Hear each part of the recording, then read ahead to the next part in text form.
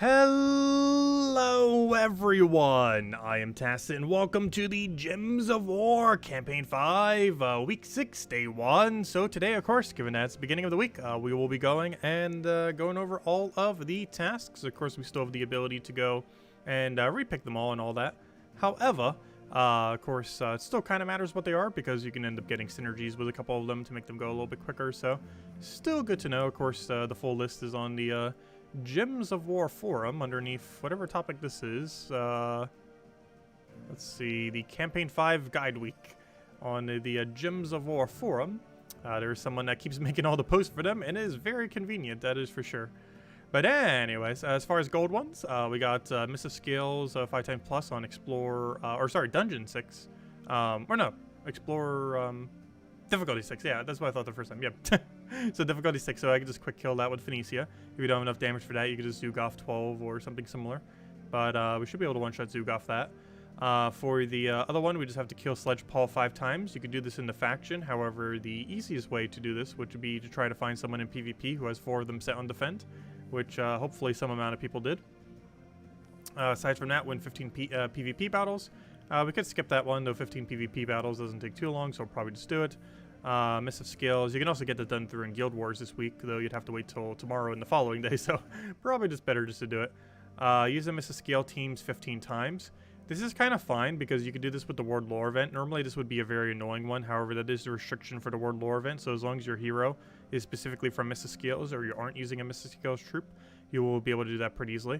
Use Banner of Scales, that one's also pretty free, and that's mostly because we could just run it with Dust Devil and just set it with the Missive Scales. And then use Assassin class 15 times. So pretty nice silver. All of them are pretty free since they are just done passively through other means. The second one's definitely the most annoying, but on this given week it's not as annoying, given that the Ward Lore event's objective is basically to do that already. So we're not really going out of our way for it. We just did the Ward Lore event for it. As far as bronze, using a dagger 4 times, you can just quick kill with Rowain and have a dagger on it. Summon a troop 9 times. Is that new? I don't recall summoning one.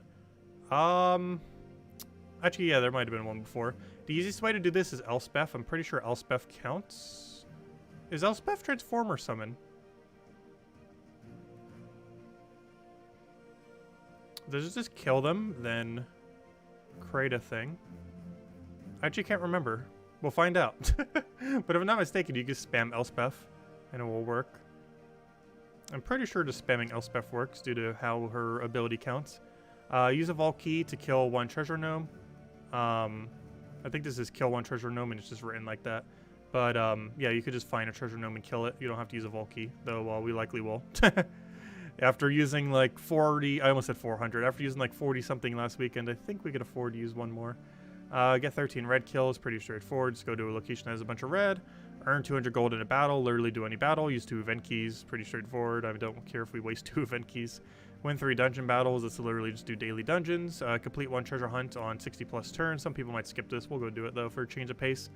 Get 9 Naga kills, you could easily do that just by going to Missive Scales, where pretty much every Naga resides. And then craft 1 red summoning stone. That one we'll skip, just to save a little bit of resources, and it's the last one, so we can get it done passively anyways. I don't see many synergies across all of these though, unfortunately. Yeah, a little bit weird. We have to do almost every single one of these individually. There is very few spots we can get any overlap on any of them. To the point that I'm pretty sure we just do every single one separately. But anyways, those are our tasks that we are going to be doing today. Let's start from... We could technically get the dagger done passively, so let me go to Explore 6 on Missive Scales. Get a Phoenicia team. First we gotta automatically lose. But let's get a Phoenicia team. Go here, but switch our weapon to any dagger. Maybe like a rope dart or something. And go to Explore 6. That's not Explore 6. That is Explore 6. Okay, let's change our hero to... Or let's change to Phoenicia team. Change our weapon to any dagger. Oh yeah, it doesn't have... It needs to not block it. I need a purple dagger. Just clicking on purple should get us a dagger. Where are all the daggers? I know they reside here. How hard is it to find a purple dagger? I know you exist. Is there no purple dagger?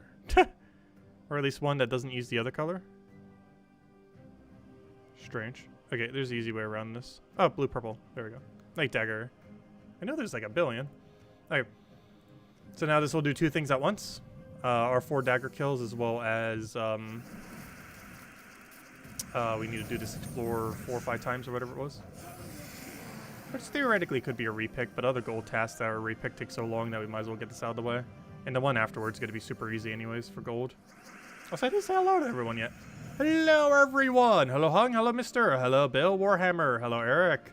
Hello, hello, Cookie. Hello, Isabel. Hello, Dusty Cats.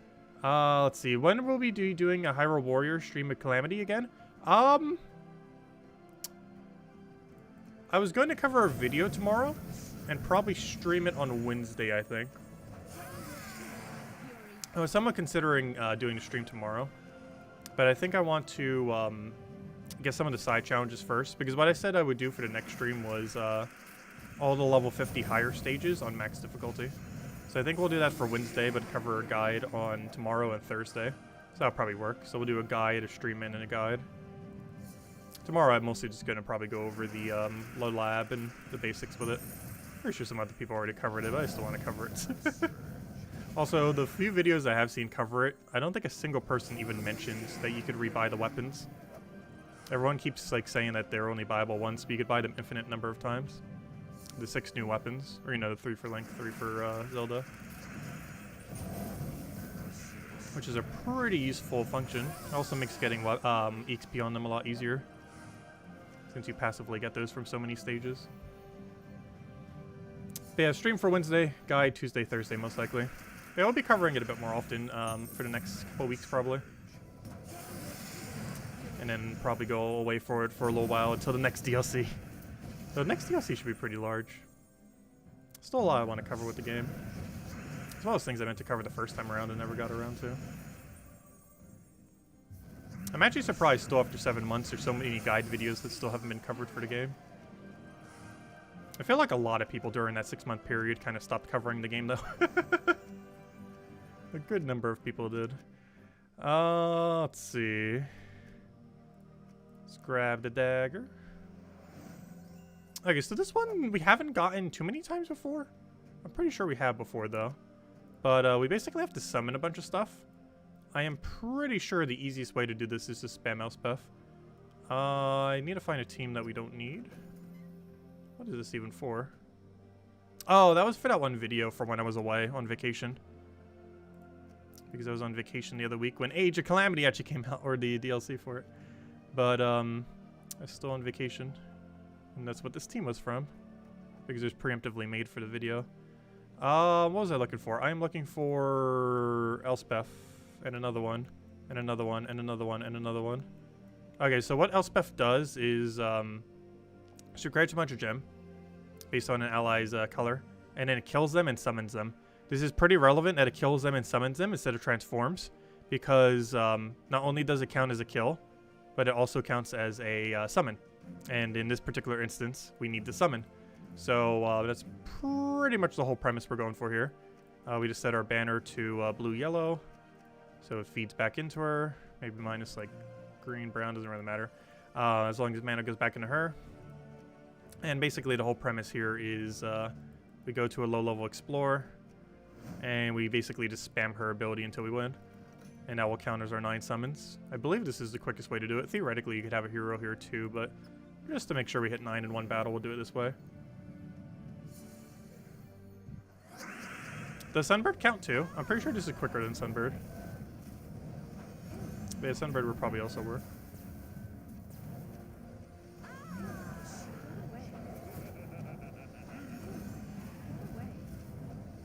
Fortunately, we got a little bit unlucky with summons. Normally you want the summons to have the color of Elspeth, so that the mana goes directly back into the Elspeth. Also, it would have been a good idea to have the Elspeth up front. I should have hit them the other way around. You normally want to use the bottom Elspeth and then target the other way around. I haven't used this team for so long to have to do this that I kind of forgot. But you normally want to start the other way around, where you first initially use the last Elspeth, and then you target this one. I did the inverse order, which mana blocked us slightly, which was not what you're supposed to do. Even though we're mana blocked here and there. which obviously was the other way around, we would not be mana blocked. It's not too big a deal though. Not gonna take that much longer. Though, well, if it keeps doing that, gosh. Come on, Elspeth. Because now whenever we target it, it can mana block us. Which is not ideal. Also, I have not been keeping track of how many we have. I almost feel like we should end the battle and then do the rest on the next one. Might be a little bit better. But I think we're already so close, so we might as well try getting it on this one.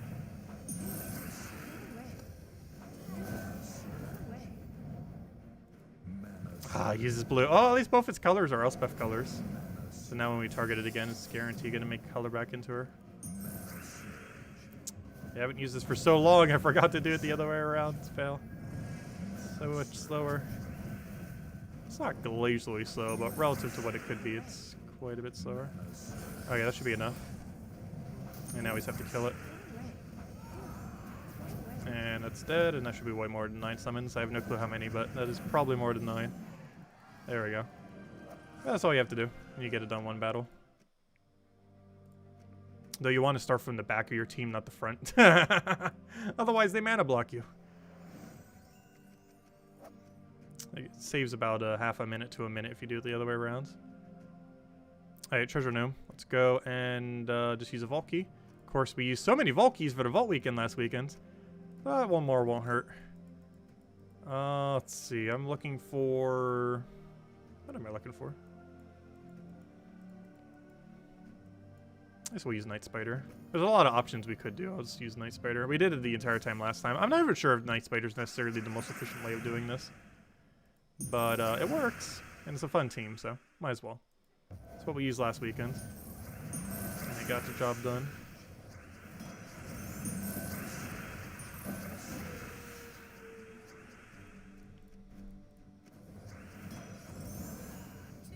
You got a base 80 for Rome? Nice. I was going to farm his 74 Rusted in the pre-DLC.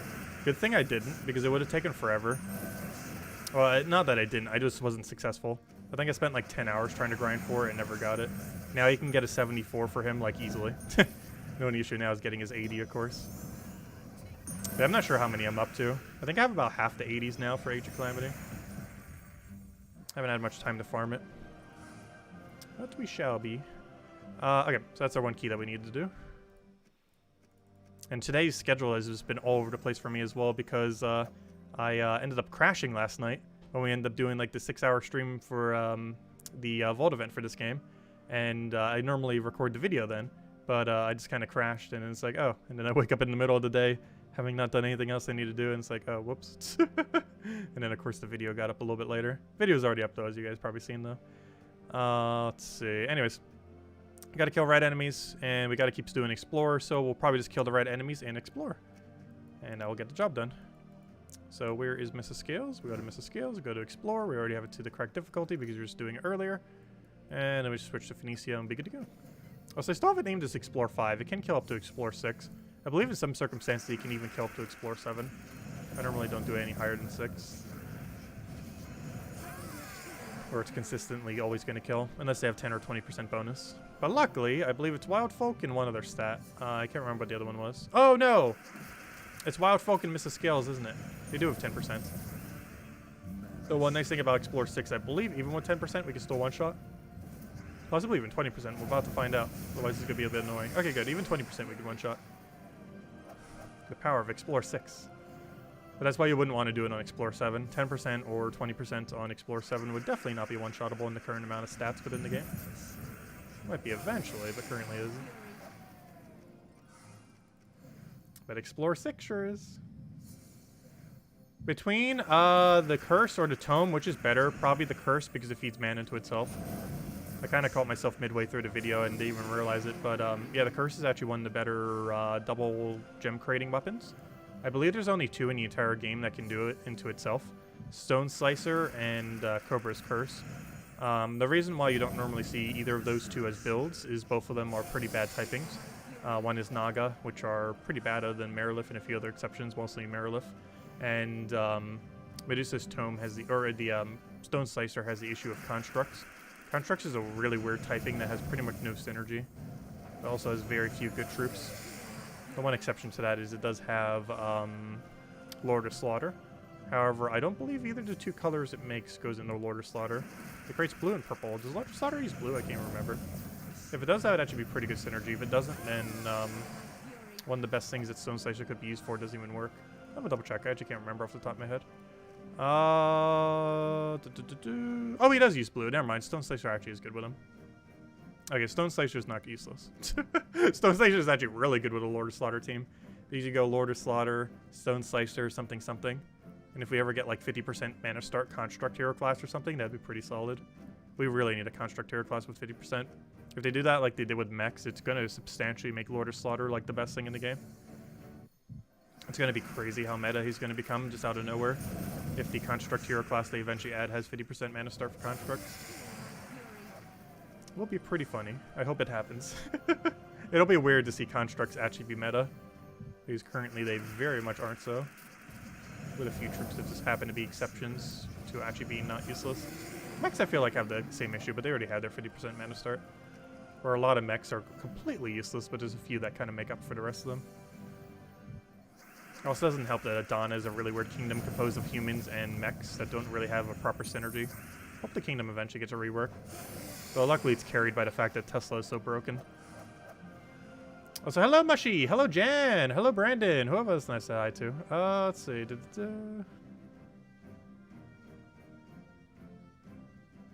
Oh yeah, Link's gonna be super annoying. Especially if you want to get the base value for every single one. I think he has like 20 tier 3s.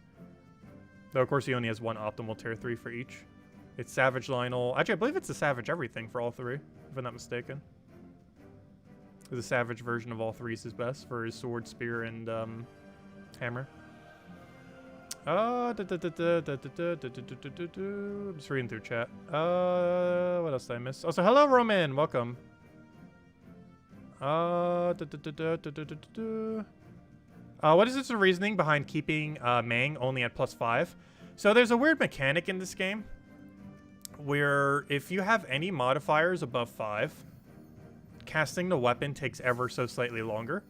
The reason for this is, especially if it does something board control related, if it's a weapon that doesn't have any board control that then gains something like board control, for example, Mang creating 1 red or destroying 1 red, I forget what it does something to a red, it actually slows down the rate of the weapon because you went from having no board control to having board control, which makes a slightly higher delay.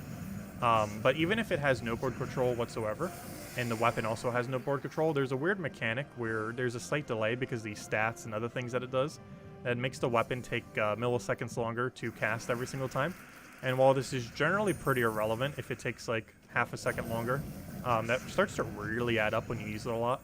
And I figured we'd be using Mang enough into the future that the time save of not upgrading it is better than the benefit of what it would have gained in stats. Because generally when you're using Mang, specifically in a team, you're using it to upscale by destroying their armor and gaining attack based on it. So the little bit of stats and everything that it does from the modifiers are mostly just a time waste that generally are not going to make or break the difference in a battle where you're specifically using Mang. So for that reason, I have deliberately never maxed it. There are many other weapons that are technically under that category, but it felt like Mang was one of the ones that would be used enough to actually justify it, because pretty much every raid event uses Mang, which of course is this Friday as well. We have a raid event. It's once every 6 weeks or so, which I believe it's exactly every 6 weeks, which happens to be this weekend. It's not really that big a deal. Like if you have Mang fully upgraded, it's not gonna like make that big of a difference in a negative or positive way. But I personally just keep my Mang unupgraded for that purpose. It saves about half a second per cast. So if we're gonna cast it, let's say 100 times during the raid event, it'll save like a minute, which doesn't sound like a lot, but hey, it adds up. If we save like a minute every raid event ever, that's a small thing, but it helps.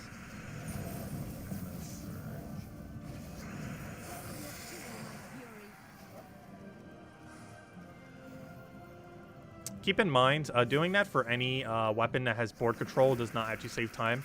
The reason for this is the board control itself takes time. So you're not saving any time by not having the modifier. The only exception to this is if you have a double board control, where both the weapon itself does board control while the modifier also does board control, in which case, yes, that will waste more time. But if you have a board control weapon that has a modifier that doesn't do board control, it does not actually waste any additional time to fully max it.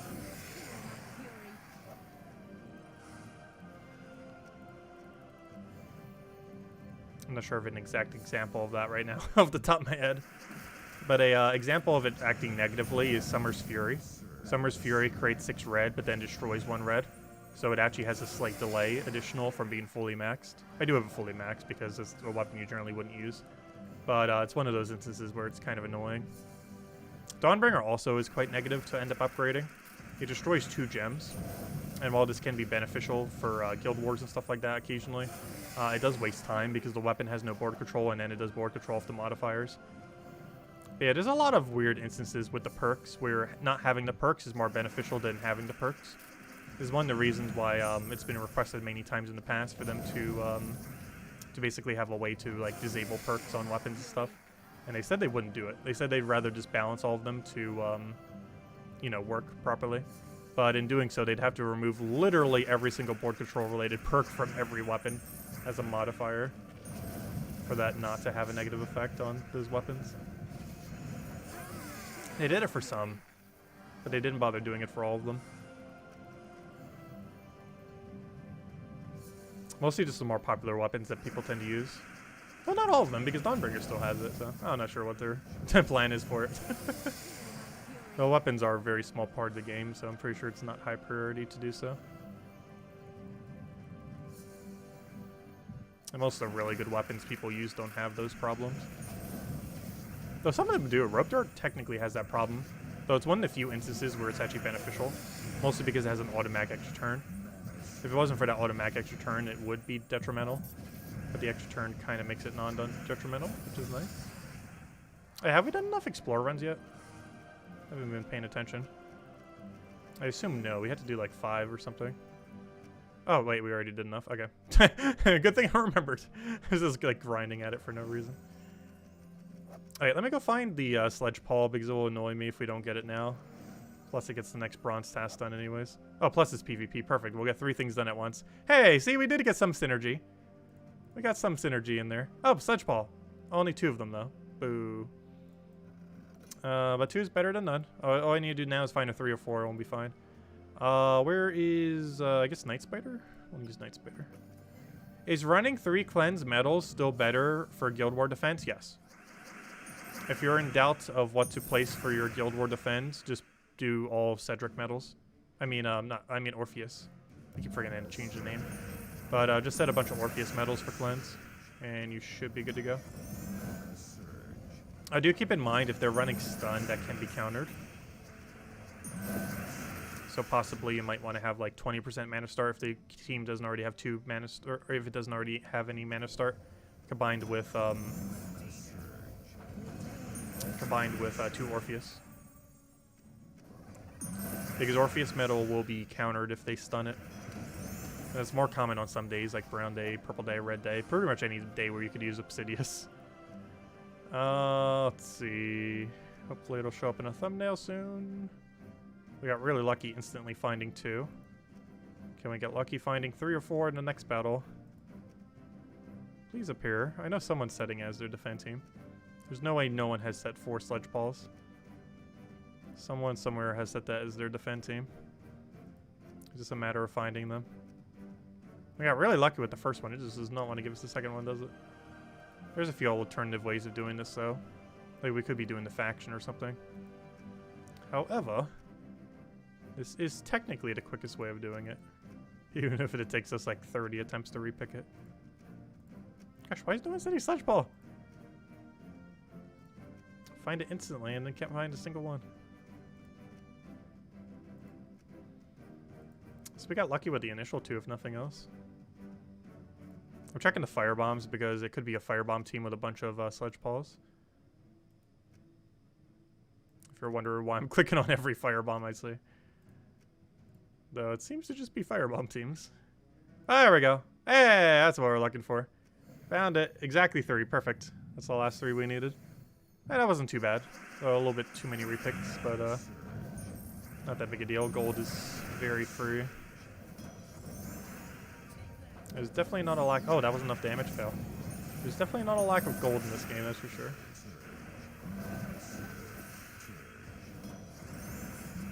Yeah, that'll die to bleed, and then we just rope dart the other one, and that'll be match. Oddly enough, getting an extra turn there is actually a bad thing. Because then it wouldn't allow us to instant bleed. Not too big a deal. I'd rather have the extra turn than not have it, that's for sure. That's not what I wanted. Oh, we do have 10 gems and some 4 purple deeds today, though. We'll be grabbing that in a bit. I don't think we had to do adventure board for the tasks, but I always like not doing it just in case. But I think we only had to do dungeons for it, not adventure board. Alright, 2 event keys. We'll open those and should be good to go. Also, hello, Barbara! Welcome! Also, hello, Mushy! Welcome as well. Oh, returning player? Nice. If you have any questions, feel free to ask. Any other ones? Guild Wars scoring still pretty much the same it's always been. Or I should say the same it's been for about 3 years now. Technically it hasn't always been like that, but it has been for quite a long time. It's been longer like that than it hasn't been. Will Puzzle Quest 3 be coming to PC? Yes, it will be releasing on Steam this year. No official date.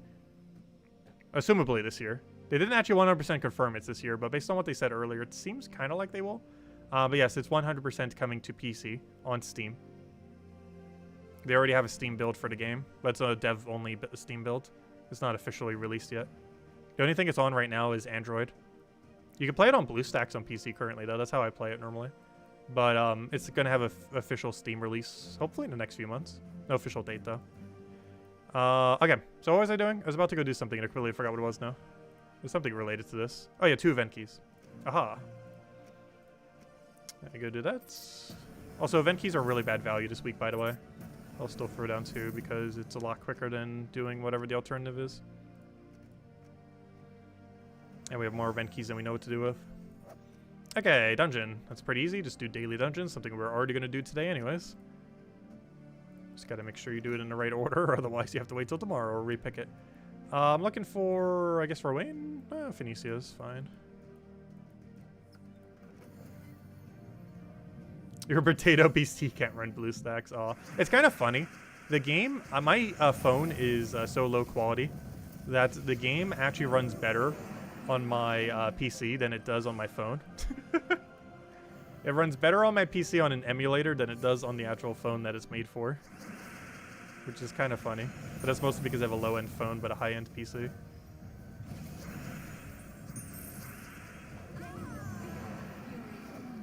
But yeah, the emulator on PC works better than the phone. The actual official phone version.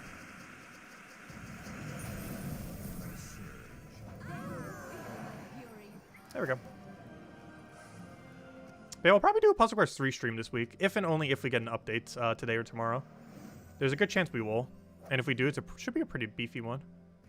Even if they don't, we might do a farming stream. I'm just not sure how interested people would be in a farming stream for that game. Complete treasure hunt with 60 plus things. Like a farming stream for Puzzle Quest 3 would work a lot better if it was actually released. The fact it's still in early access is... Well, progress still carries over, but still. It's a bit different. There's a lot less attentions on the game until it's actually fully launched. Because having it on Android only right now is not that accessible. Okay, I'm looking for... I literally just read it and already forgot what it read as. Oh yeah, we gotta go do treasure hunts. I haven't done treasure hunt for a while. Hopefully we'll get it first try. So far this starting board looks amazing.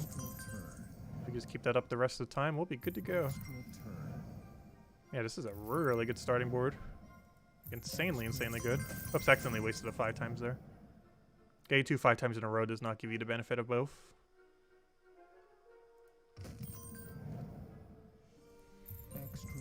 Oh, that was like a 6 times, gosh. Too bad it only gives a benefit up to 5 times. 4 times just maintains your turn. 5 times gives you maintains your turn plus 1. And we gotta get up to 60.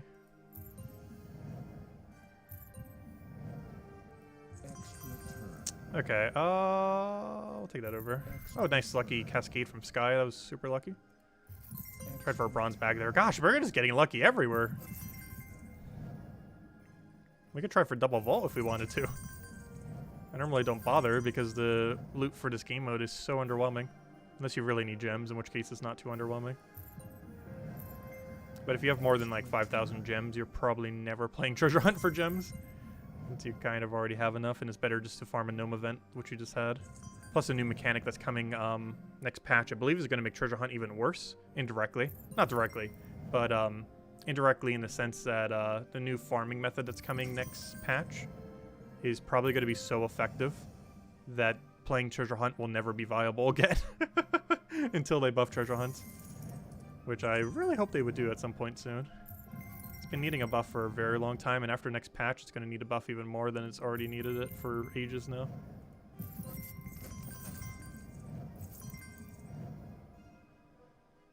How many turns are we at? This map surprisingly turns into not being as good as it seemed. The problem is we're getting like almost no extra turns right now. The bottom of the board I think is too thick with uselessness is the big issue we have right now. Like we can't even touch the bottom board pretty much right now. So awful. How did the bottom of our board get so bad so quick? It's pretty insane. We can still make a comeback though. It's not over yet. Definitely doable. We just need to get 12 more extra turns. Or hit a bunch of 5 times. Not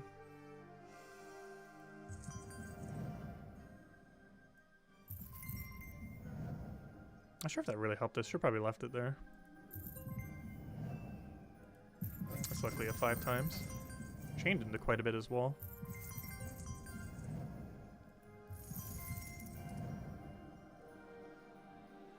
I could try for gold off of Sky.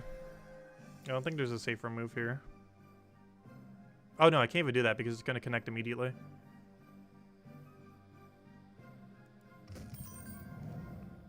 I can set up into 5 times. Actually no, I can't. Unless we get a gold off of Sky. Oh wait, yes we can. Gold off of Sky would still be nice though. Oh no! Yeah. I was like, wait. Yeah, that still worked. I thought it did. I wasn't sure there for a second. It moved slightly different than I thought, but that's still the same end result. So it worked. Okay, we can set that into 5 times. It wastes 1 turn, but it's worth it. If you can waste 1 turn to go into a 5 times, it's worth it. It's not a waste. Okay, did we win? We won. Okay, we did it. Success. But for the fun of it, let's see if we can get a vault. Not really too big a deal. It's still very underwhelming. But we're already here, might as well try for it.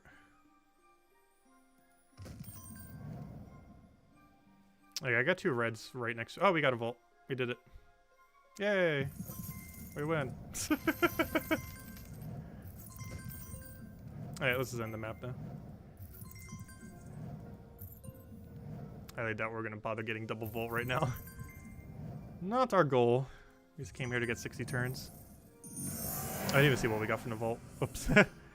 Let's see. Something. Oh, I think we got the 5 gem drop from the vault. That's the lowest amount of gems you can get. Or that's the one of the rewards you can get from it, if I'm not mistaken. Because none of these other rewards seem to be it. That's still so underwhelming. It should be like 10 or 20 gems for a vault.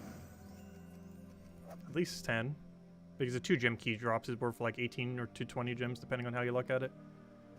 But anyways, so kill Naga enemies in any battle except training. So this is pretty straightforward. Go to explore and miss the scales and kill them in a matter of seconds by going to explore 1. Luckily, we already have it on the difficulty choice, so we can just go straight into the team. And just gonna go kill it with some Dust Devil. Flashbacks to last weekend. Am I gonna watch Salty tonight? I guess we will. I'm not sure what she's going over though. Nothing's— oh wait, the new Mythics is Friday. I forgot to mention that in the video. I completely forgot. We got a new Mythic this Friday. I didn't mention it in the Monday video. Oh, we're still gonna cover it when it comes out. But yeah, that's probably what she's going over. It's a very useless Mythic though. It is like hilariously bad. There's an epic in this game that basically has a better cast in it. And the only unique thing it has is just traits going for it. And if you just stun it, it has no traits. So yeah, it's pretty bad.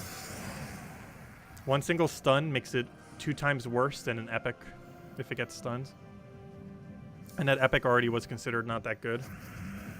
And it's 2 times worse than that epic if it gets stunned.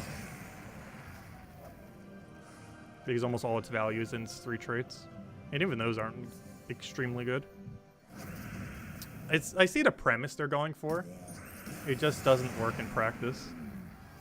Like, the premise of the troop could be good. But practically how they made it doesn't work.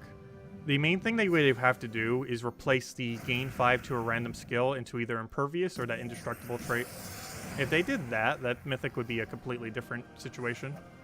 But because it doesn't have that, it's a pretty big issue. There are even instances where Gloomleaf is better than it, because at least Gloomleaf has the impervious with the Skull Reflect.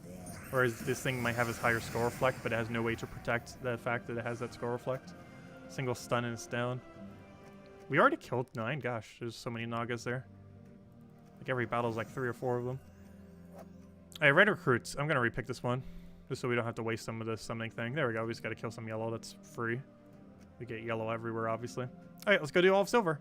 Have we even started silver? No, we've not. So, the 4 silver task. Win a bunch of PvP battles. Use the Mrs. Scales team, which is probably the most annoying one. However, we can just do the Ward Lore event today 15 times. So, that's pretty fine. We'll just run like a double Vinoxia team or something. Maybe even triple Vinoxia. Just why not? And the banner with Scales, we can literally just run Dust Devil 15 times. And Assassin class, I'll probably run Rowan. Though theoretically we could do the Ward event, but it might be a bit slower not having half mana start. I don't believe Nagas currently have 50% start currently. No, they don't. Otherwise it would already be in Missa Scales. Alright, anyways, so let's start with the PvP. Let's go run Rogue Spider 15 times. Where is Rogue Spider? Good old Rogue Spider. Or Night Spider. Night Spider, Rogue Spider, same thing. The Rogue meta. I still believe this is slightly worse than the best possible PvP team, but it's so much fun to use, I really don't care. It's very fun and it's very loopy, which are 2 very good aspects to have. Oh, I just diseased my thing, though. As long as we get Spider rolling again, we should be good to go. Problem is, where's our mana? The thing Zugoff did not get full mana there. It's actually kind of scary at this point. Also, that disease just made it so we didn't get full mana. I feel like disease almost always does nothing. But in that particular instance, that actually did hurt us a little. Is that enough damage? Yes. At least for Zugoff anyways, which is the more important one. At this point we can just leave the other one die to bleed. We still don't want him getting a Devourer. So we'll kill him just in case. Yeah, that's match. Wait, do we already have to kill? What am I doing? I already have to kill. I almost keep forgetting Captain McCall can even cast. It is physical damage instead of true damage, but still comes into play. Oh, so hello, Jason! Hello, Santiago! Welcome, welcome. When is the best time to use Vault Keys? The best time to use Vault Keys is at any point. There's really not a specific time that is better than any other time. There are reasons why you would want to save them, but they're basically based on your own personal preference. The main reasons you'd want to save Vault Keys is for future Vault Troops. So lately from new seasons, we've been getting a Vault Troop every single time. For example, this season, though it's not in the drop table yet, nor will it be until about, I believe, a month after the season. But this season, for example, we get the sun. I mean, the moon, I mean. We already got the sun. But we get the moon, which the sun and moon, I believe, is used to craft some kind of mythic that's going to be coming out, or some kind of boss troop, I mean, that's coming out at the end of the season. But basically, getting stuff like that and those new things that they keep adding are only available in Vault Keys. I believe they're also adding 4 new gnomes next season that will also only be in Vault Keys. So theoretically, starting to possibly save all Vault Keys here 4th could be a good idea. Just because I believe we're getting 4 new gnomes at the beginning of next season. I'm not 100% certain on that, but I'm pretty sure we are. But basically, you'd want to save it for whenever new gnomes come out. You can save it for whenever the new season pass stuff comes out. If you're playing free to play and you're not buying all the seasons, it's good to save the Vault Keys to try to get that kind of stuff. And that's pretty much it. Aside from that, there's no particular time where it's like better than another. I just like hoarding them just to make it so whenever we do want to possibly get some kind of new feature through the Vault Keys, we can. So I like keeping a nice reserve of them. But using them all immediately is perfectly fine, especially if you're earlier on in the game. The resources that you would get from using it immediately is much more beneficial than holding. If you're still at the point where you need basically every drop within them, especially if you don't have a max Cedric yet. Definitely worth just using them immediately. Did you already buy up the Bazaar already? For... Oh, for what? The Puzzle Quest 3? I believe my guild kills it within like 1 minute of reset every single day. But I almost never get to use my food because of that. But if I had to guess, they probably have already killed it. It's been 48 minutes. It should be dead by now.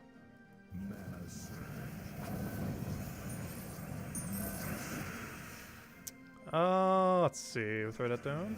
But yeah, they definitely need to do something in Puzzle Quest 3 for food. It's kind of a big issue at the moment. Like, 2 of the main currencies within the game, gold and food, are literally useless. Which is kind of weird because they both have like a hard cap on them. So you can't just like infinitely hoard them. Yet there's nothing to use either resource on. Which is kind of problematic. You have no problem, Santiago. If anyone else has any other questions, let me know. Make sure to go over them all. We'll take the weaker battle. It doesn't actually matter how hard the battle is for what we take. It's not based on like how much glory we get or anything, just based on how many battles we do. So if we see a super weak one, it technically is beneficial just to go for it. Even though it's kind of going to be an auto win. Don't have any problem with this team, but we don't have an AoE hit. Oh, it's not going to make too big a difference. That was already dead.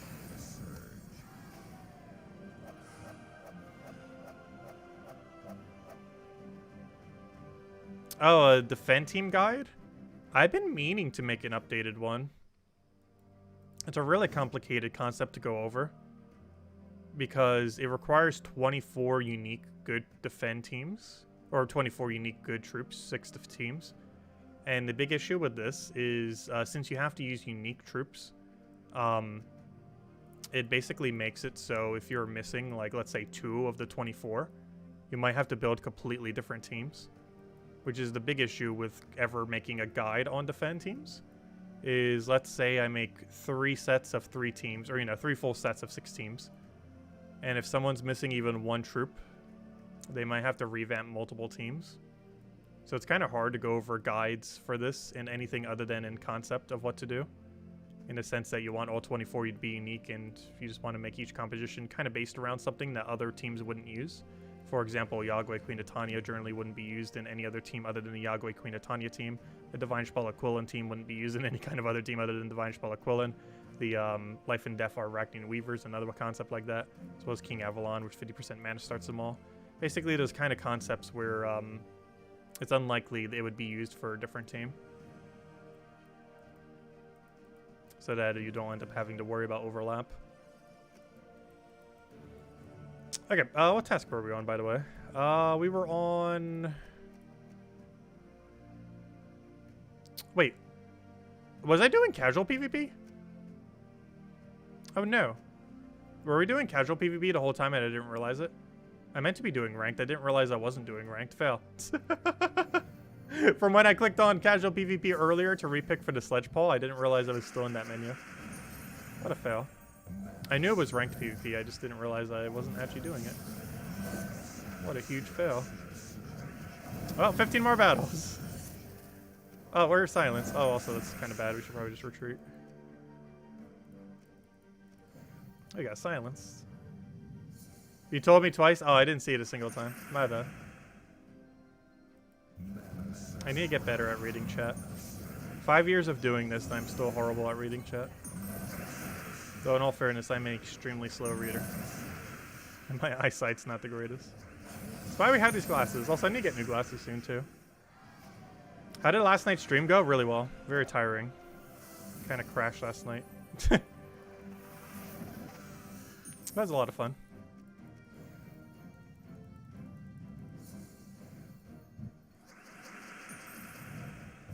Oh, I didn't see the red there. Fail. Not too big a deal. Just make sure not to do that for Guild Wars. That'd be a massive fail. Gotta overthink every single turn. Guild Wars can end up taking like 30 minutes just for 5 battles sometimes.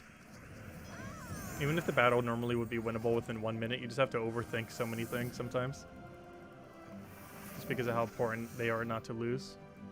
That's not too big a deal if you do or not, but you know. You generally want to try to win.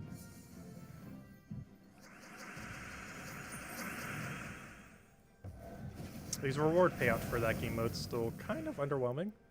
Mostly because if you're not in like one of the top few guilds in the game, the rewards kind of doesn't pay out too well. Gosh, the billion disables. What's the only problem with doing PvP? There are so many ultra annoying teams. Even this one that looks easy is ultra annoying because of Lust.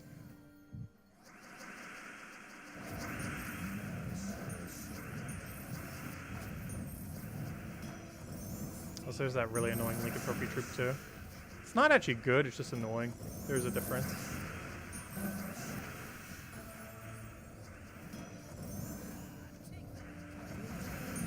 Speaking of annoying.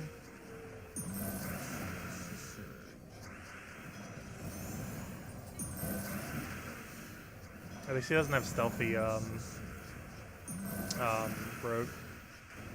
I mean a non-stealthy rogue, I mean.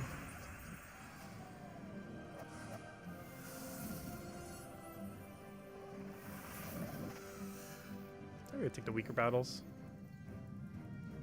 Speed it up a little bit, we don't really need the other loot. And we're easily gonna get hit 1.9k this week just off of Guild Wars.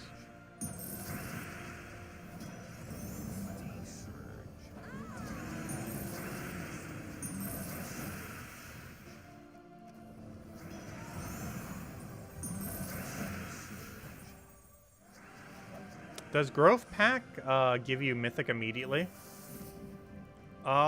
Yes. Which one are you referring to? That $150 pack? You might want to save it though, because I believe you can only buy that once ever. It might be good to use way later, once you've already gotten a couple of the good mythics or something, or way towards the end when you're only missing a few. Yes. Growth Pack, if you're at level 150, it would immediately give you, or higher obviously, it would immediately give you the mythic, yes. Oh, it's pretty pricey for what it is. The one interesting unique thing about this is it will guarantee give you a mythic you do not own, assuming you don't own every mythic already. However, that does not include Xenos. Xenos is Soulforge only. But any mythic that you're missing, not counting Xenos, could be the mythic that it gives. So technically waiting till later in the game could theoretically be a little bit better for it. But I guess you can kind of hope it's something good. It's a bit pricey for what it is, though. Oh, we still need copies of his pets. How much time is left on it? 44 minutes. Let me go get sidetracked by this real quick. Badger, what's our other task beyond the task? Actually, a lot of these are really time-consuming under silver today. The final two aren't, but the first two are. Okay, let me go clear through these real quick. Oh, you also can't get the tower. Anything that's Soulforge only you can't get. But yeah, the tower and Xenos are not in this drop table. But any mythic that you're missing that aren't those two is what it could be. And it is immediate. The other one isn't. But that one is. I believe you can only ever buy it once. I'm pretty sure. The other one is infinite number of buys, but the one that gives it instantly is only once.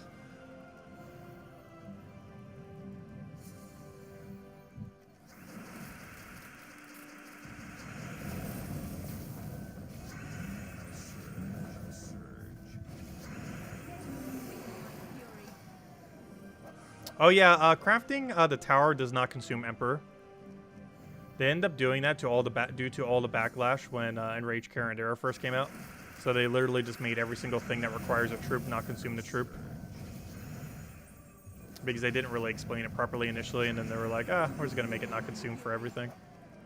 Which is rather convenient. And one byproduct of that is you can create as many Leonis towers as you want. With one single Emperor, you can get 4 towers.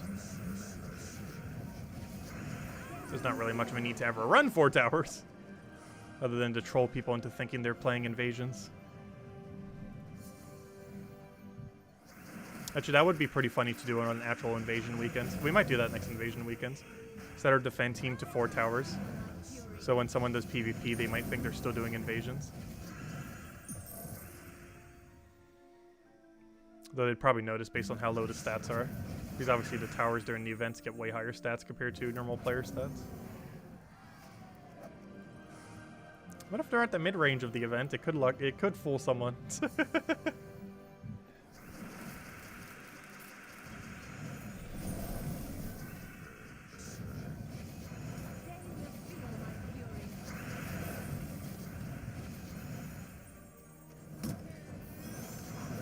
Not sure why I did that. It's better just to get Phoenicia mana at this point.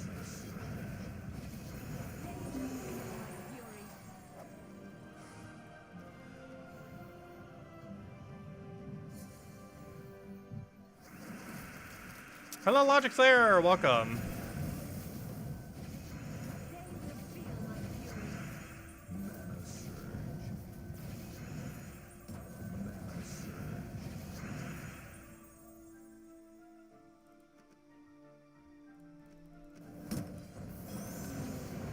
Where's our Phoenicia mana? We're gonna have to Leprechaun for it. Oh, I should have taken the red first. Whoops. Luckily, we actually turned and doesn't matter. But there we go. Claim all of our loots. I also have a redeem code in a little bit. We also have those juicy codes too. I have 21 tribute. Or 21 gems. 22 tribute technically. Okay. Oh. We got Yellow Slayer done.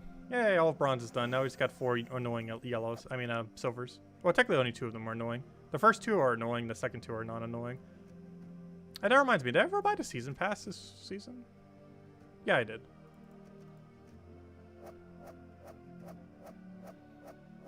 Also, this is the first season with the buffed expanded season pass. By week 9, I believe we can start breaking into it. The 2 most noteworthy changes is, well, they added a little bit more loot throughout as far as keys and such. But not too much higher than it was before. I think the gem amount is a little bit higher. But the 2 most noteworthy changes, it has 2 epic vault keys now. Which is, I believe, exactly how many we got last weekend. Yes, we got 2. We got 17 vault keys, 9 pity, which is a 28 total, and 2 epic vault keys. So we got 28 normal vault keys and 2 epic vault keys last weekend. And the other big change, and probably the biggest one, Orb of Power at the end instead of a vault key at the end. So instead of a vault key, you now get 2 epic vault keys. Instead of nothing, you get power. But yeah, pretty much everything about it was buffed. And obviously the power is quite enticing. That is for sure. But definitely can get all the boss troops without it. We were already doing it without that power there. It's just gonna kind of help things along. But anyways, where were we? I think we're doing PvP. Let's go back to that. Though the easier it's not that much easier. No, the synergy of the team makes it easier. How do you go beyond 1,000 stars? It is impossible to go beyond 1,000 stars unless you buy the biggest pack, which is $25 per season. There's basically 3 ways to do the season. There's the free side, which obviously doesn't cost anything. The $10 pack, which for the longest time, and still probably is the way that most people go about it, it gives you all unique new rewards. So if you're just concerned about all the new stuff, the $10 pack would still get everything. But then there's the $25 pack, and this has 2 interesting properties. The main reason I get it, and have been getting it the last couple seasons, is it gets everything from week 5 and beyond a week early. And one nice thing that this does, since we have a channel, is it allows us to show the Mythic a week early, as well as everything beyond that point a week early, though the Mythic's obviously the most relevant thing. So it's basically early access to the things from week 5 onwards. And aside from that, so basically everything from week 5 to 9 you get a week early.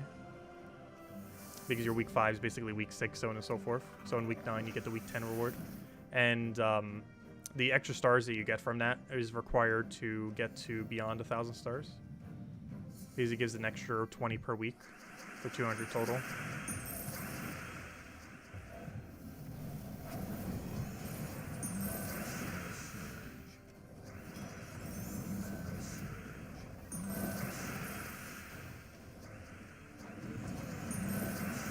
But yeah, nothing in the expanded pass though, the super expensive one, nothing in it is unique. So not getting it's not too big a deal. Like you're not missing any content related stuff. The only thing that's really there is 2 epic vault keys if you don't want to grind vault events and power orb. Which mostly just helps crafting boss troops a little bit more consistently. Though it was already possible to get enough orbs without it. It just makes it a bit easier too. Oh yes, then you get VIP points, of course. Yeah, it feels weird seeing my VIP level like slowly increase because of that. For the longest time, it was something that basically wouldn't move because I didn't spend any money on the game. But then we started spending money for the season passes. That's the only thing we ever buy, though. Everything else is still pretty bad value, especially this late in the game. where you basically just get handed a drowned amount of resources. I still hope they never nerf how many gems you get in endgame in this game. It's the main thing that allows playing the game free to play, while still being able to do everything. It's actually balanced pretty nicely and very generously for a free to play game.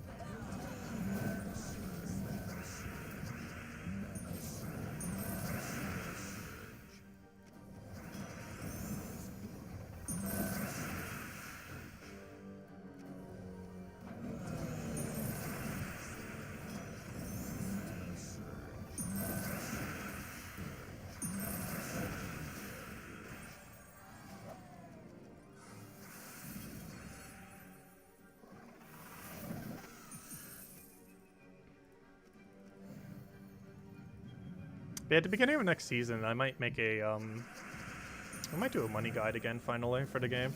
I've been meaning to for a while. We'll see how to spend money efficiently in the game, because there's a lot of ways to spend it efficiently and not efficiently. Or if nothing else, at least going over the tiers for the season pass, because I don't think I've ever done a video comprehensively going over the differences. And now that they buffed the expanded pass, it'd be a good time to kind of do it. And after next season, we'll know how permanent they are as well. Which they should be fully permanent, though. Theoretically, there's not 100% confirmation on that yet, until next season occurs. Though based on the patch notes, it seems like it's a permanent change.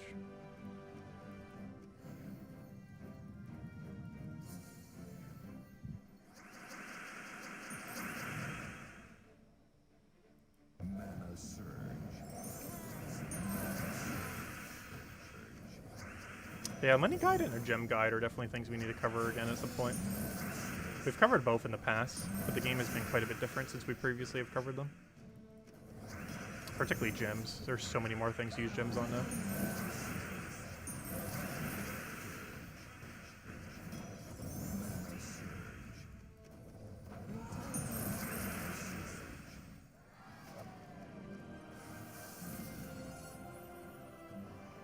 Alright, how far off are we on 15? We need 5 more. We already have it if I didn't accidentally do casual PvP earlier. Fail. Oh, hello, Logic Slayer. Welcome, welcome. Hope all has been well.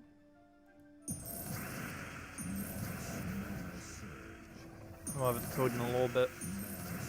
Also, I forget if I said my stream schedule for this week, because I've been trying to do more midday streams lately. But, we're going to do Fall Guys tomorrow, Age of Calamity on Wednesday, and probably Slay the Spire for Thursday is the game plan currently. Those streams will likely start around noon. That Age of Calamity one I might start a little bit earlier, because I feel like it's going to take a while to do what we want to do. So I'd rather start it a little bit earlier so we can get it done before the 8 p.m. Stream. Because we got Guild Wars to do every single night this week, of course. I believe Red Day is tomorrow. Oh yeah, Isabel absolutely killed the last Vault event. I'm not sure how many she got by the time I crashed, but I think last we checked she had like 11,000 something trophies and like 100 something Vault keys. It's pretty insane. She was definitely the highest in our guild, I was for sure. Though SP got pretty close. I think he got a little over 9,000. Trophies, that is. Not sure Vault keys because there's no way to check through the guild menu. Is there anything good coming up? Like events you want to spend event keys on? I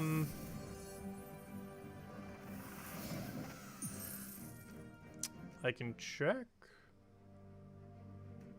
One easy way to check these days is if we go into campaign menu, it actually shows us in game what the upcoming events are based on the background. So this one is Suncrest. Suncrest is probably a skip. Darkstone.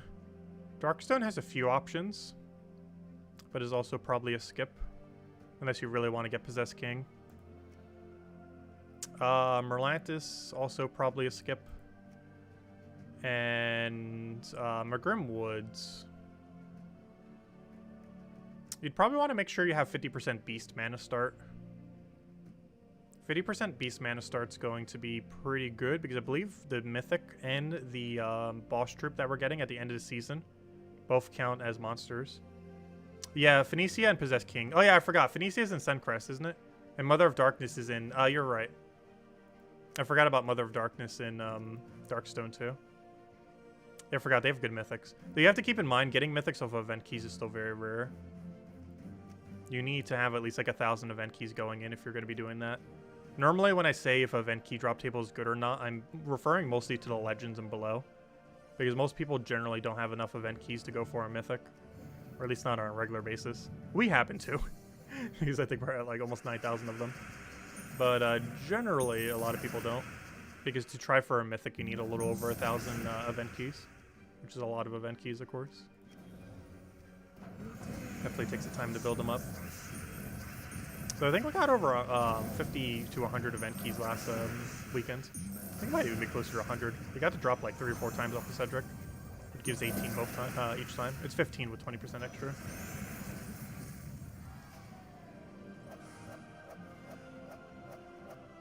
I still don't understand why everyone thinks Possessed King is so good. Even when everyone was saying Possessed King was so good, I didn't understand why he was so good. And still to this day, I don't really understand. Like, he's not bad, but I feel like people say he's a lot better than, like, he actually is. Like, there's a couple skull spam teams he absolutely demolishes on. Because the double explosion with how it works amazingly for it. But, in most teams, he's not that good. He's also a really inconsistent way to transform due to the triple 20%. I haven't used him much in the last 2 years. And I never cared for him even when everyone was like saying he's super meta.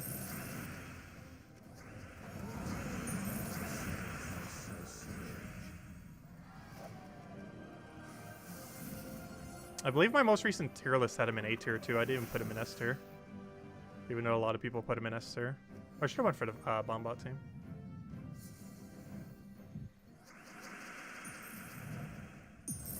He's definitely above average. But mana accumulation mythics are definitely ones you don't want to prioritize immediately. Most damage sources are under mythic, so you want to prioritize all the damage mythics first. That's funny. Neither of those actually killed, but the bleed killed it. That's convenient. 1 HP, what are you doing? Okay, we're done with PvP. Aside from doing guild wars throughout the week. Aside from that, we don't need to touch it for the rest of the week. Because we're usually going to hit 1.9k off of that. Which I don't even try for most weeks anyways, but this week we will. Okay, Mr. Scales, let's go do World Event. Yay! Okay, World Event time. Where were we? Let's do World Event. So, scoring's very weird. Ultra Rares are the highest, Legends are the next highest, and Epics are the worst. Why? I have no clue, it's just the way it is. Okay, this team counts as a pure, I almost said It counts as a pure Mist of Scales team. It doesn't matter if we repeat. Oh, I forgot to set to 20% mana start though, I should probably do that. But this is pretty much the game plan for finishing out this event. Hey, that reminds me, I'm not even using the correct medals, aren't I? Fail.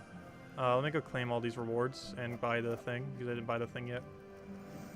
I was like, wait, it didn't even give us the warning screen, but it's because I don't even have any yet. Let me go buy them.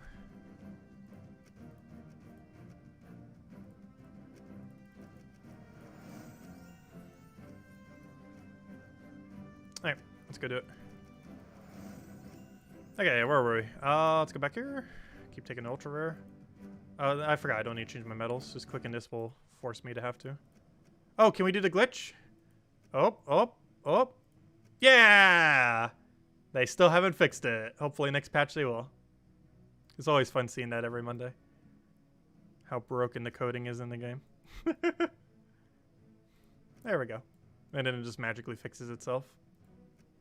I love that. Hopefully next patch will fix it.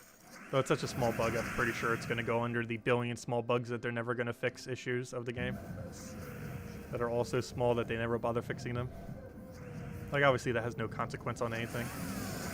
It's still funny whenever it happens.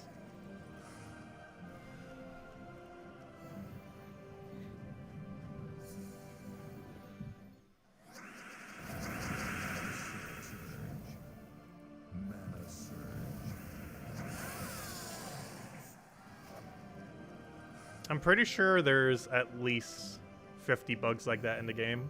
I honestly don't even remember all of them. There's just so many at this point. Like really small visual bugs or very, very small bugs that have very little impact but still have an impact in some way. Most of them visual though. But some of them are non-visual.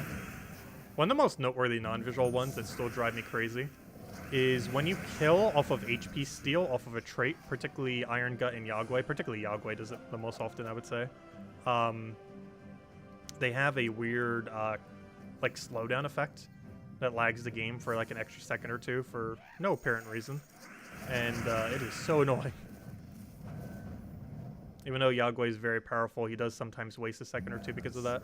It's a lot less likely to happen with Iron Gut, due to the fact his ability does not create browns for his lifesteal, whereas Yagway creates red for his red lifesteal.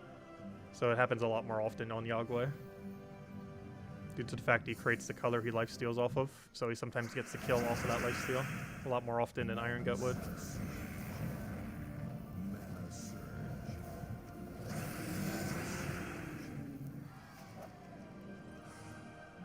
Also, where are all the good rooms? It's just all hell rats. Nothing but hell rats. Oh yeah, let me hand out the code after we get this next objective. Once we've done the 15 miss a scale thingies, we'll hand out a code. Because I still haven't handed out a code yet. Where do you go over the team you're using? Maybe a replacement for the last troop. A third Venoxia. A second Merilith, or hero using the brown-green Naga weapon. I forget what it's called. Krobo's Curse or something? It's like Cobra something. It's in Soulforge this week if you don't have it. Any of those would be fine.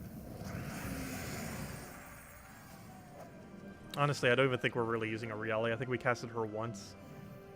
Main reason we're doing is because she uses blue and Venoxia creates blue, so I needed something to use blue into. And she happens to work quite well for that. And also synergize with the fact that we're doing true damage, since everything on the team is using true damage.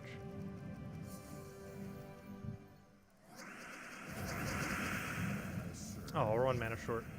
Sadness.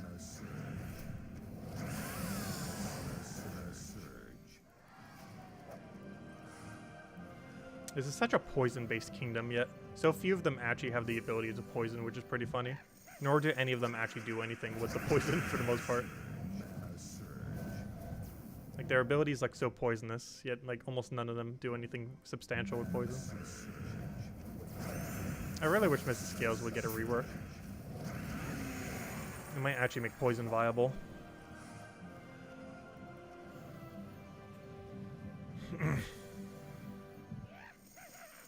We're getting showered with Val Ravens. Great to see.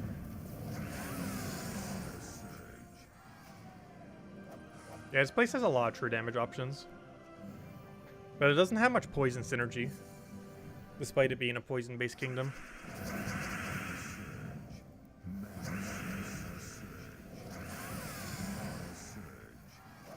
Because Web Spinner, which is triple damage to poison, does not reside here. And Scorpius, which does double kill based on poison, does not reside here. Which just seems so weird, that they would make a poison-based kingdom, yet not put the best mechanics for poison within the poison-based kingdom. Doesn't make much sense. Like, basically every best poison option in the game does not actually exist in here. The only thing that's absolute best for poison that happens to be here is, this is the best way to apply poison in the game. Though it's such a bad mythic trait that is generally not used too often. Also because poison is bad. Generally speaking. Unless you have something that boost ratio is based on it. Which are mostly just Web Spinner and Scorpius. Okay, I did say I would hand out a code there, so let me go hand out our code. I did say that was the code moment. Also, all of our codes for the next month are kind of shiny. They are a little bit different than normal. I'm not sure if these are just the new codes or if Kafka sent us the wrong ones, but we're just rolling with it. Let's see. Oh, so I hope Puzzle Quest 3 gets codes soon. Whenever they get codes, we'll probably be streaming Puzzle Quest 3 a lot more. Because we'll need some time to hand them out. But we'll probably do more of a salty stream when we do it, where we do like one stream of it per week, but hand out like 1 billion codes during the stream. Do it salty style. Because I'm pretty sure she's gonna hand out like 4 codes tonight. We only hand out 1 because she only does 1 Gems of War stream per week, whereas we do like 9, if not more. But anyways, guys, there's the redeem code used on gemsofwar.com. If the game code section, your invite code will be found in the settings menu. Whatever your game says right over here is what you put in for your invite code. Redeem code's right over there in chat. Just copy paste the random numbers and letters starting with Z and 7, and gives a different amount of rewards than usual. 500 souls, 25 gems, and 5,000 gold. But obviously the big thing being the gems, which is kind of like 2 or 3 gem keys. No maps though I'm pretty sure almost no one is disappointed by that fact. Oh, we just got an artifact upgrade. What do we get? We still have not gotten magic. Gosh, the magic is deep this time. We don't get the first magic until, I think this is the latest we've ever gotten it. We don't get the magic till week 7 or 8, depending on if you had the bigger pass or not. But yeah, not till 8 or 10 do we get magic. The third to last and the very last. That is some very deep magic. That's the deepest it's ever been. I think the earliest it was, or latest it ever was prior was like 5 or 6. It was all the way at 8 this time around. It's pretty unfortunate, since obviously magic's one of the more useful ones. I don't think they did that deliberately. It just probably happened to come out that way. Who knows? Maybe they did it deliberately. If nothing else, they gives a lot of attack this season. And a few other stats. I think we get a decent amount of armor too. Anyways, what we're doing. Let's go do the banner. I believe our current objective is to go kill a bunch of stuff with the banner. So let's do just that. Let's go to like Center Mirage. Let's go to Dust Devil team and change our Dust Devil team to what am I even looking for? I'm looking for the banner. I forget what banner it is. I believe it's just blue-red. Yeah, that one. That should be the right banner. Yeah, no problem for the code, everyone. What time does Salty stream? She streams in 10 minutes if she starts on time, which is pretty much exactly when we're ending. But if she starts on time, she starts in 9 minutes from now. She's not going to start on time. I can guarantee you that. If you think I start late sometimes. I think when they did the Puzzle Quest stream last Wednesday, they were 70 minutes late. It's not an exaggeration. It was 70 minutes late.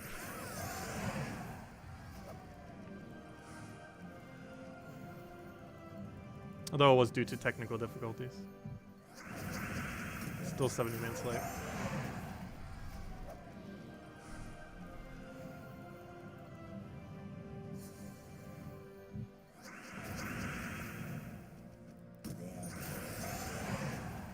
Wait, did she change the time of the stream?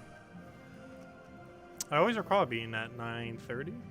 And the other one was at 9:32 because I know because they posted on their social media. And then they had to post another post on their social media saying, oh, sorry, we're having some technical difficulties. We're going to be delayed.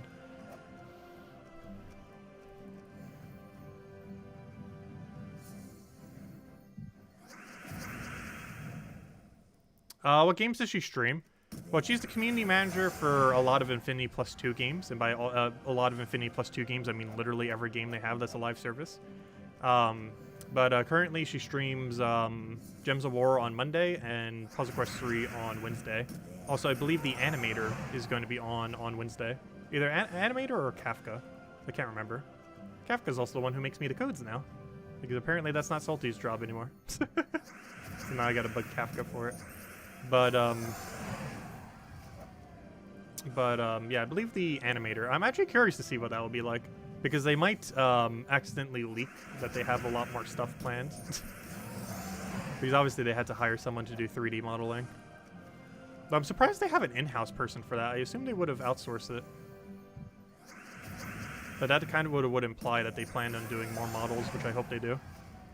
Like more models for enemies and stuff like that. It's going to be a lot harder to do than a graphic, though.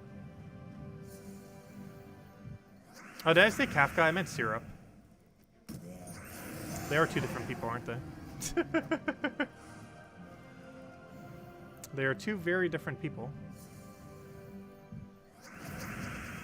I'm not sure why, but I sometimes confuse Nimhane Syrup and Kafka.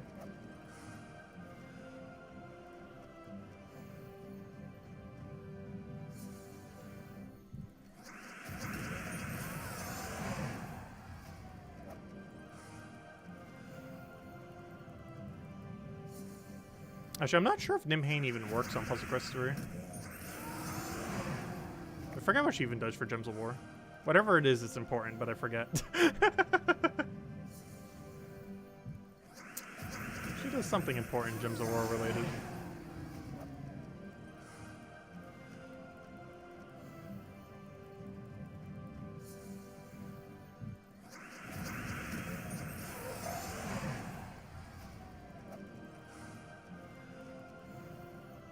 Did we have 15 battles yet? Also, I should have checked to see if it was even counting. It should be there. It's always good to check. Otherwise, sometimes you go like 5 or 10 minutes doing something and it's like, whoops, you didn't gain anything towards it. Oh, I still need to go do adventure boards. Oh, we already claimed them all. Okay, that works. That went very quick. Okay, now we have to do Assassin Hero class. For the sake of time, we're just going to do it with Rowan Quick Kill. Alternatively, we could do it simultaneously with the World event. However, for the sake of time, we're just going to change this to Assassin. And just got to win 15 times with this then. Which will take like 4 minutes. And then we'll go do the daily adventure board.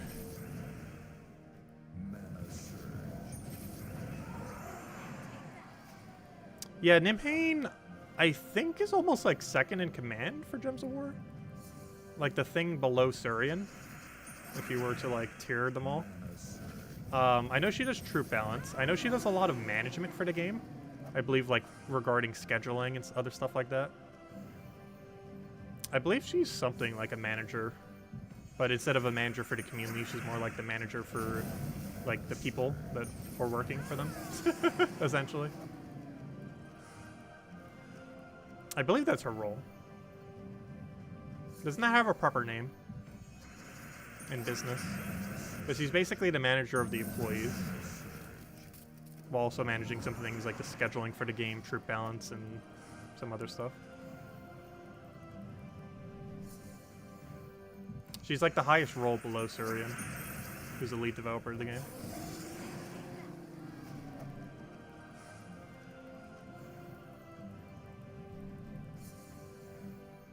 I believe that's her role, from what I understand.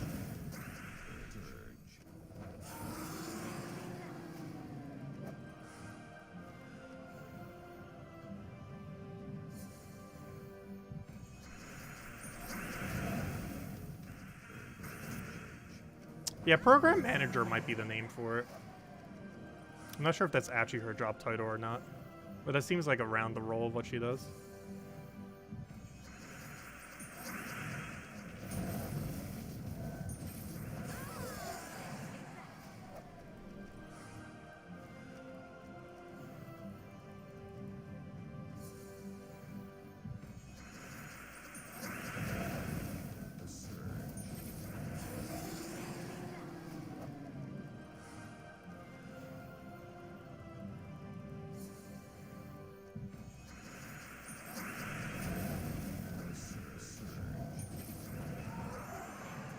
Okay, should only need like 5 or 10 more battles. No, not 10, but somewhere around there.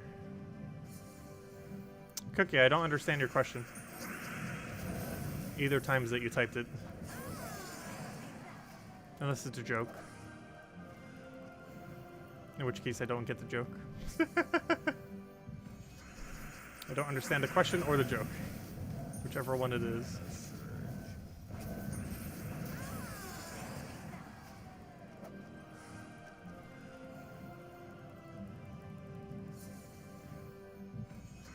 Oh, it's a joke movie line. Okay. I had a feeling it was a joke because the question made no sense. It figures it's a movie line. I don't watch like any movies.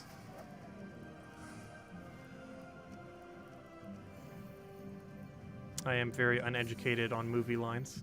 I'm so bad at anything trivia related. Like horrifically bad. Unless it's gaming trivia for maybe like Nintendo stuff. That would be like the only one I wouldn't be horrific at. Any other trivia I'd be horrifically bad at. That are Gems of War trivia. There actually is a little bit of a Gems of War trivia game on the gemsofwardatabase.com. GOWDB.com. I have a fun little section for that. I'm not sure when it has been updated, though. It probably hasn't been updated in ages. Some of them are pretty hard, too. Like, very obscure, non-meta troop stuff. You would almost forget what it does. Because you would ask something like, oh, which one of these troops has an ability like this? And it's like, it's all non-meta troops, and it's like, oh, which one is it? Normally remember, though. But anyways, now we're wrapping up. Oh, wait. Actually, one last thing I want to do before we end. I forgot, we got to go clear our adventure board. That would be very useful to go do. We'll do Dust Devil initially, and then we'll go clear out with, probably Phoenicia. On the event video, someone asked about the fully leveled Mang. You kind of answered, but thought you might want to check it on the case. Oh yeah, I'll probably answer it there too. I answered it during the stream, but we'll go answer it there too, might as well.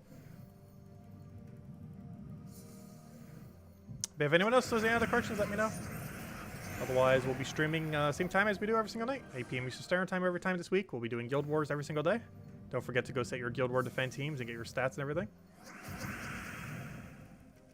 And aside from that, as far as midday streams, we'll do Fall Guys tomorrow, Age of Calamity on Wednesday, and Slay the Spire on Thursday. That is the game plan. There's like quite a few interesting things we'll be able to do for all three. Fall Guys, my favorite show is actually going to be available, where it has like all the fan-related ones and ends in my favorite stage in the entire game. So that's going to be fun. Wednesday, oh, we also got quite a few more costumes, which we'll mess around with. Oh, they also had a 2B. I'm not sure exactly what series it's from, but it got really popular when they announced it at the Game Fest on E3. We'll have a lot of outfits to go show for that. Oh yeah, I forgot we need a real team. Wednesday for Age of Calamity, we'll be finishing the last of the courses on max difficulty. And on Thursday, we'll be doing the final run for Slay the Spire. All I have to do now is do Watcher on Ascension 19, and we will officially have every single character as far as they can go. And then we'll try doing a max kill heart on Watcher. Probably mostly be doing Watcher, but I might run a few other characters to switch it up. But the goal is definitely to get her to max, if nothing else, and ideally kill heart with one character, not necessarily Watcher. What am I looking for? I'm looking for Phoenicia as I'm literally clicking on it. And I'll run out in the last of them.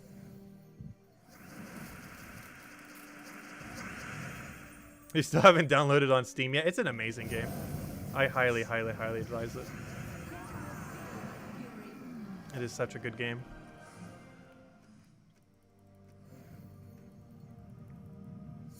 Also, they released it on mobile several months ago. It's on Android now. I'm not sure if it's on iOS. But it's like $10 on Android as of a couple months ago. It's on sale right now on Steam for like 13. I'm not sure what the cheapest it's ever been, but 13 is definitely pretty reasonable for what it is. Like, I've gotten a pretty solid 200 hours out of it.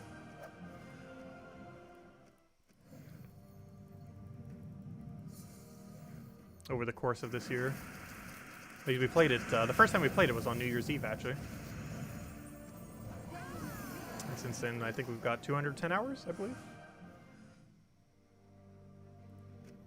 But anyways, guys, I'm going to be heading out for now. We'll be back tomorrow night, same time as always, 8 p.m. Eastern Standard Time. We're going to have a stream going on every single day this week through the midday stream. Tuesday, we'll have Fall Guys. Wednesday, we'll have Age of Calamity. Thursday, we'll have Slay the Spire. And Friday, obviously, we'll be doing Gems of War raids in the morning. So that's pretty much the game plan for the week. And, of course, we'll have Guild Wars every single night at the standing time as always, hour and a half prior to now every single night, as we do every night at 8 p.m. Eastern Standard Time. And we'll go from there. And that's the game plan. Anyways, guys, thanks for stopping by. Feel free to leave a like on the stream. Helps out a lot and is greatly appreciated. And I'll catch you guys soon. Goodbye, everyone. And thanks for watching.